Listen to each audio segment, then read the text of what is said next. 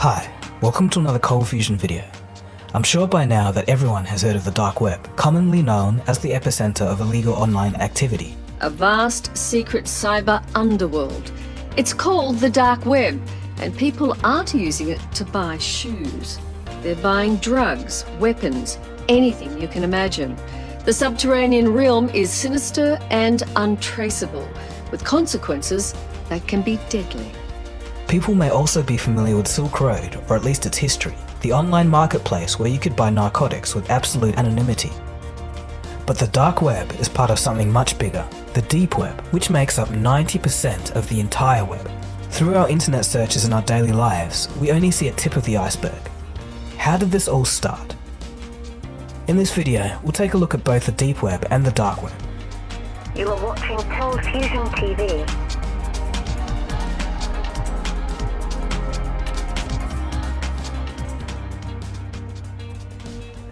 For starters, let's take a look at some basics. The web can be defined into three categories. First, there's the surface web, and that's everything that's open and available. Basically, everything that can be found through a Google search. Following this is the deep web. This is the portion of the internet that's hidden from conventional search engines, and it contains unindexed websites. Here, you can find personal information like your payroll and medical records, or a corporation's private data. And finally, there's the dark web. Here, sites are intentionally hidden from search engines. Sites in the dark web can only be accessed through special browsers which use masked IP addresses to hide the identity of the visitors. So where did this dark web come from? In 1969, a couple of university students sent the world's first computer-to-computer message. It was sent on ARPANET, an early ancestor to the internet. The concept of connecting computers together was a radical idea at the time, and it set in motion the progression to the modern internet.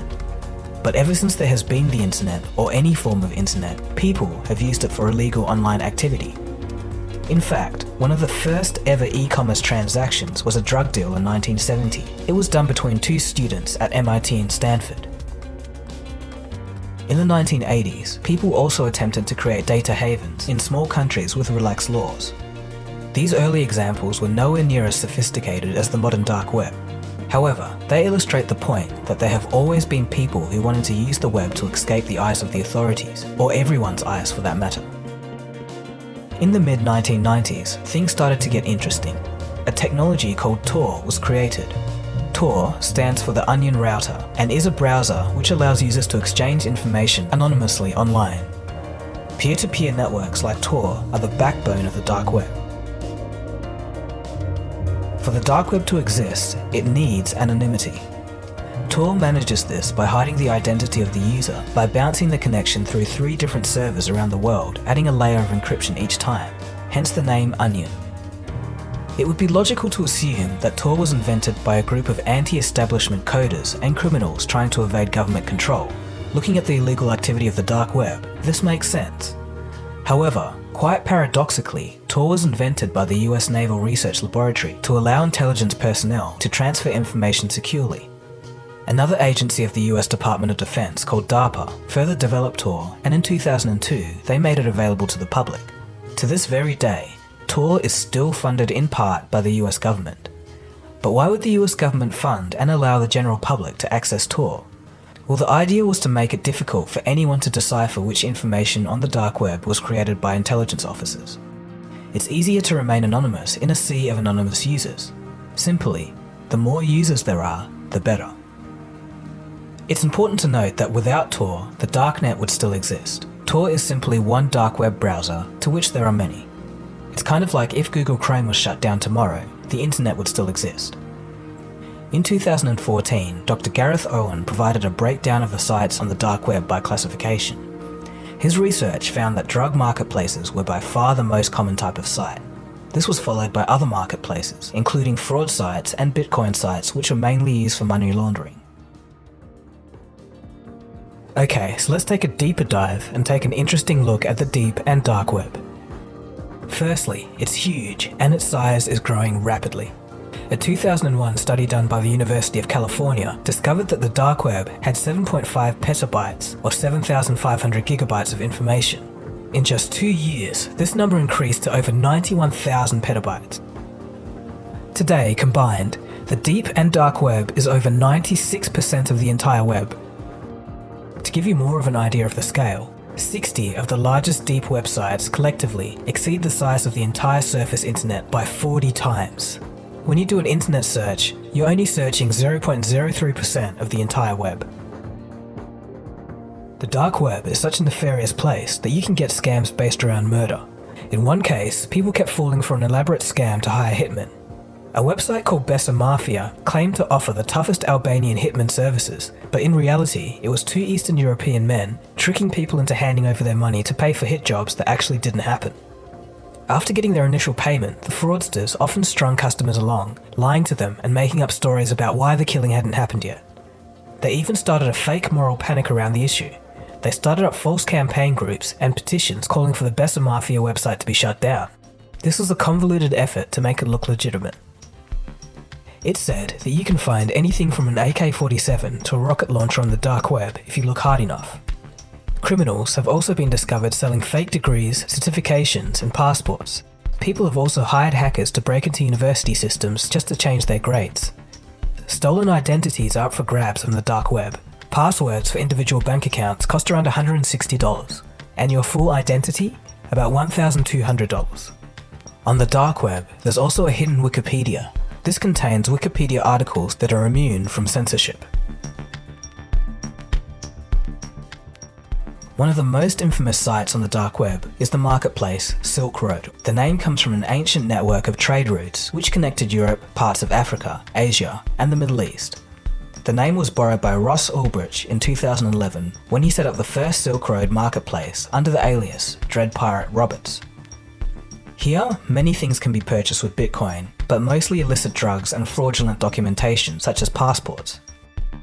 Being mostly anonymous, Bitcoin, among other cryptocurrencies, was instrumental in allowing Silk Road and any anonymous marketplace to run.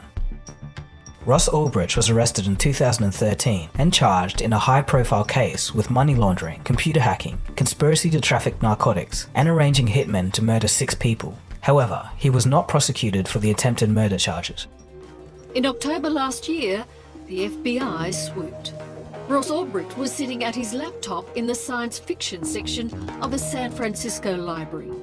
But to ensure they got the evidence they wanted, the federal agents had to grab Ulbricht before he had time to shut down his computer. My prosecutors in the case essentially wanted him online and the computer unencrypted at his arrest. He was sentenced to double life in prison, plus 40 years without parole. In total, approximately 170,000 bitcoins were seized by the US government from Silk Road and Ulbricht's personal account. At the time, this was roughly $100 million US. If sold at the peak of Bitcoin's price in 2017, it would be worth approximately $2.8 billion US. Ross Ulbricht had a staunch libertarian philosophy, believing that he was doing an ultimate good for the world. His rules for Silk Road outlined that only products that do not cause harm to innocent people may be listed. He fundamentally believed that he was giving power to the people against the government. It could be argued that the site reduced violence in society, as Silk Road provided a means to purchase narcotics without the violent nature of cartels, gangs, or local drug dealers. Ross Ulbricht's heavy prosecution has caused a stir in the online community. There have been arguments about how much of Silk Road was built by Ulbricht, as he had a limited programming knowledge. Some claim that this was the work of a group. New versions of Silk Road and other drug marketplaces keep reappearing. Perhaps as long as there is demand, there will always be another form of Silk Road. Tor and the dark web have also been crucial to whistleblowers.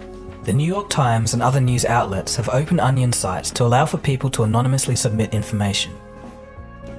So the dark web isn't really a place to surf. It's a place that allows you to do specific things, and people should really know what they're getting into before accessing it. Many sites need invites, and a lot of people provide very specific services.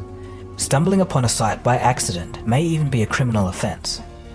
To make things clear, it's definitely recommended that you don't mess with the dark web.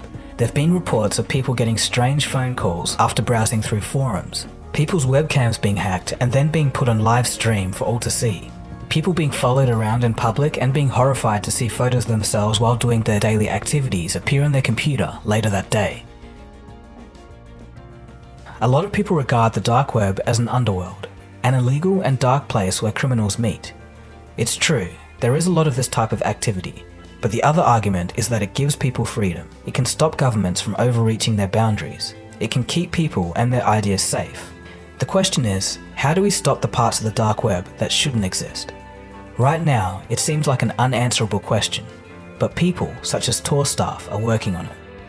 In a time where all of our information is online, and our identity follows us on every post and search, perhaps we need something like a dark web in order to keep our freedom. So I'll pass the question off to you. Do you think we need something like a dark web for privacy reasons? But on the other hand, it just might be the case in the future that intelligence agencies compromise the system without even telling us. It's an interesting debate. If you're looking for more and want to see another video in a similar vein, I've previously done a video on the history of WikiLeaks, so you can check that out if you want.